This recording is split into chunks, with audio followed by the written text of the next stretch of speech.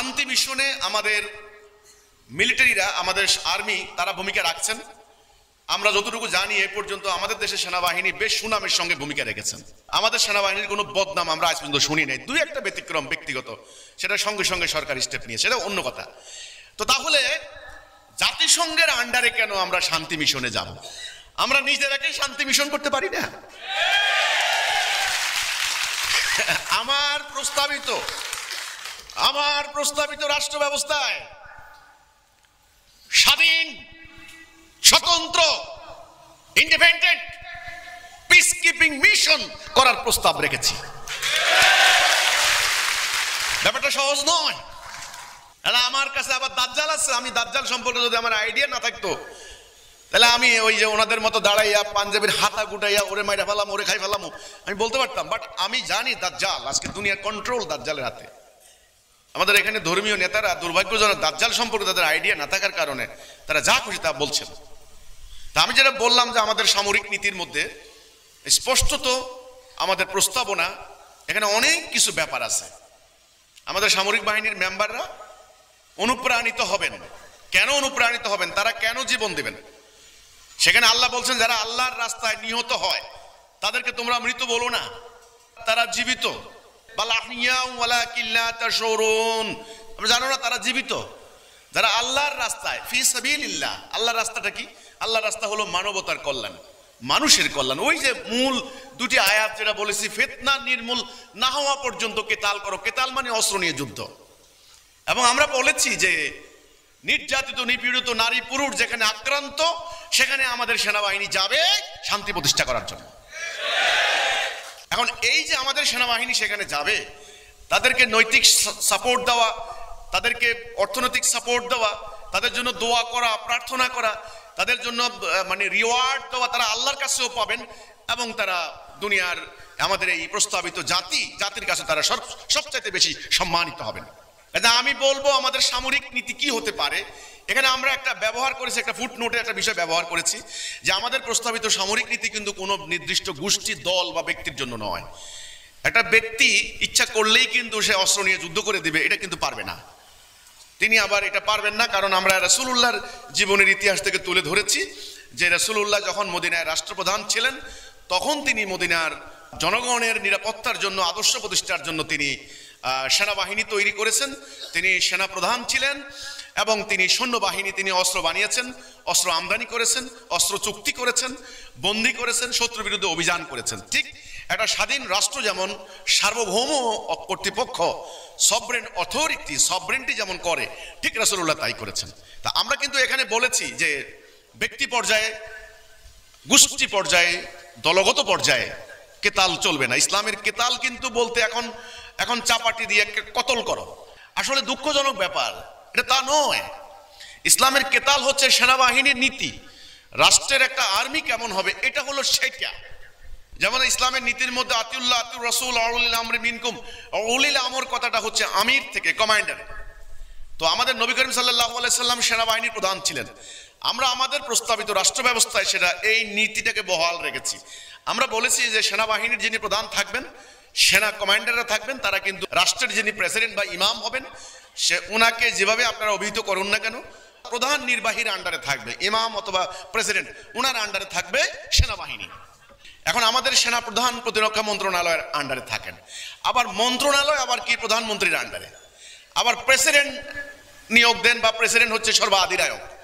এটা কিন্তু একটা মানে ভারসাম্য রক্ষা করার চেষ্টা করেছেন তারা, যে যেন কোনোভাবেই সামরিক শাসন না হয়, কোনোভাবেই যেন মিলিটারি রুল যেন আমাদের উপরে অ্যাপ্লাই করতে না পারে, কোনোভাবেই যেন কোনো মানে সরকার যেন সেনাবাহিনীকে নিজের স্বার্থে ব্যবহার করতে না পারে, এই জন্য এই ব্যবস্থাগুলি করেছেন। কিন্তু দুর্ভাগ্যজনক স্বাধীনতার পর আমরা দেখেছি যে সেনাবাহিনীকে কিভাবে দলীয় স্বার্থে ব্যবহার করার চেষ্টা করা হয়েছে, এটা কিন্তু তারা বন্ধ করতে পারেন নাই।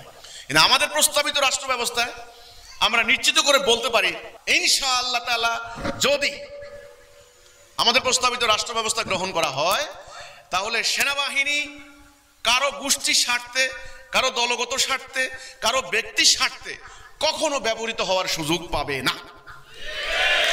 আমরা আমাদের প্রস্তাবিত রাষ্ট্র ব্যবস্থায় আমরা বলেছি, আজকে সেনাবাহিনীর সদস্যদের বেতন ভাতা নিয়ে প্রশ্ন তোলে। আমরা ইদানিং এই আলোচনা নেই, আমি যখন স্টুডেন্ট লাইফে ছিলাম এরশাদের টাইমে এই আলোচনাটা ব্যাপক হয়েছে। আমাদের বিশ্ববিদ্যালয়ের প্রফেসররা বুদ্ধিজীবী লেভেলে এই আলোচনাটা করতেন যে সেনাবাহিনী এত টাকা নিয়ে যাচ্ছে, এত বাজেট তারা খেয়ে ফেলছে, ইত্যাদি ইত্যাদি। কিন্তু দেখুন আল্লাহর বিধানের মধ্যে সেনা সদস্যদের সুবিধা কি দেখেন, গনিমতের মালের অধিকাংশই সৈন্যদেরকে দিয়ে দেওয়ার নির্দেশ। রাসূলুল্লাহ গনিমতের মাল মানে গনিমত বলতে এখন নেগেটিভলি আমরা 71-এর যুদ্ধের সময় কি হয়েছে না হয়েছে আমরা নাটক দেখেছি। একটা মোল্লা মুন্সিকে সাজানো হয়েছে, মোল্লা মুন্সির দাড়িতে হাত দিয়ে দিয়ে একটা মেয়েকে জোর করে বের করে এনেছেন। পাকিস্তানি আর্মিকে বলা হয়েছে হুজুর এটা নিয়ে যান, এটা গনিমত। আমি নিজের কানে শুনেছি এই ডায়ালগটা। তো এখন গনিমত শব্দটাকে এইভাবে গত 50 বছর ধরে একেবারে সাংঘাতিক ধরনের নেগেটিভলি প্রচার করতে করতে এই শব্দগুলি জিহাদ, জিজিয়া, গনিমত এগুলাকে একেবারেই নেগেটিভলি প্রচার করা হয়েছে, যে কারণে আমাদের শিক্ষিত লোকেরা এই কথাগুলি বলেন না, একটা হীনমন্যতায় ভোগেন, একটা ইনফেরিয়রিটি কমপ্লেক্সে ভোগেন। আপনারা গনিমতের কথা বলছেন, আমি ছোট্ট একটা উদাহরণ দেব, ছোট্ট উদাহরণ। এটা সবাই জানেন যে প্রথম বিশ্বযুদ্ধের টাইমে যখন মিত্র শক্তি জিতে গেল, অক্ষ শক্তি হেরে গেল, মানে জার্মানি হেরে গেল, তখন ফ্রান্স এবং ব্রিটেন জার্মানিকে ক্ষতিপূরণ বাবদ ক্ষতিপূরণ দিতে হবে ফ্রান্সকে। কত টাকা জানেন তৎকালীন হিসাবে? $33 বিলিয়ন। $33 বিলিয়ন। আরে খেলাখেলি না ভাই, $33 বিলিয়ন, 100 কোটিতে 1 বিলিয়ন, 3300 কোটি। ওই টাইমে আমি খোঁজ করার চেষ্টা করেছি ভারতের মুদ্রার সমমান ইকুইভ্যালেন্টটা কি ছিল, মুদ্রার মানটা কত ছিল। 14 টাকা ভারতীয় রুপি, তখন 14 টাকা মানে ভারতীয় 14 রুপি সমান $1। ওই হিসাবে আজকের বাজারে এটা কত হাজার কোটি টাকা, খেয়াল করুন। তাহলে 33 কোটি বিলিয়ন ডলার আপনারা জার্মানিকে আপনারা ক্ষতিপূরণ দাবি করলেন, আর ইসলামের গনিমতের সমালোচনা করেন আপনারা। গনিমতটা হচ্ছে যে রাষ্ট্রে যুদ্ধে হেরে যাবে সেই রাষ্ট্রের কাছ থেকে পাওয়া ক্ষতিপূরণ বা সম্পদ, এক কথাই হলো।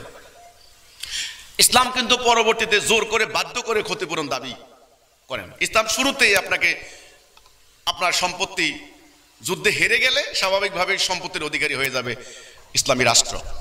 এ ধরনের ক্ষতিপূরণের কিন্তু ঘটনা আরো আছে। জাপানিরাও ক্ষতিপূরণ দিয়েছে, মিয়ানমার, এই দক্ষিণ কোরিয়া, উত্তর কোরিয়া, তারা দ্বিতীয় বিশ্বযুদ্ধের ঘটনার পরে কিন্তু ওটা বললাম প্রথম বিশ্বযুদ্ধ, এটা হলো দ্বিতীয় বিশ্বযুদ্ধ।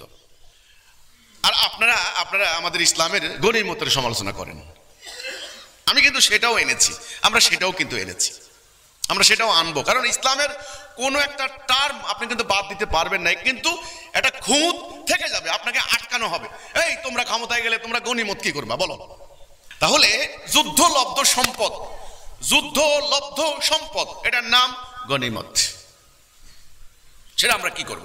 তো কাজে আমরা আমাদের সেনাবাহিনীকে আমাদের প্রস্তাবিত রাষ্ট্র ব্যবস্থায় ইনশাআল্লাহ যারা মানবতার কল্যাণে নির্যাতিত নিপীড়িত মানুষের মুক্তির জন্য ভূমিকা রাখবে, সেনাবাহিনীর সদস্যরা সবচাইতে বেশি সুবিধা লাভ করবেন। 5 তারিখের সরকারের যখন পতন ঘটলো তখন কিন্তু আমরা আমাদের সেনাবাহিনীকে বারবার তলব করেছি। সেনাবাহিনী যেন বাংলাদেশের মানুষের কাছে ত্রাতার ভূমিকায় ছিল। পুলিশ নাই, থানা নাই, র্যাব নাই, কিচ্ছু নাই, তখন বারবার সেনাবাহিনী। তো কাজেই শান্তি রক্ষার জন্য অস্ত্র প্রয়োগের কোনো বিকল্প নাই। সেটা অবশ্যই ব্যক্তি পর্যায়ে নয়, সেটা সভরেন্টি পর্যায়ে হতে হবে। আমাদের প্রস্তাবিত রাষ্ট্র ব্যবস্থায় আমাদের সেনাবাহিনীর রূপকল্প, গঠন প্রক্রিয়া, এর প্রশাসনিক কাঠামো কেমন হবে, এর সুযোগ সুবিধা কতটুকু পাবেন, কি পাবেন না, আন্তর্জাতিক অঙ্গনে তারা কি ভূমিকা রাখতে পারেন, ইত্যাদি বিষয় নিয়ে আমি আমাদের প্রস্তাবিত রাষ্ট্র ব্যবস্থায় বিস্তারিত তুলে ধরার চেষ্টা করেছি।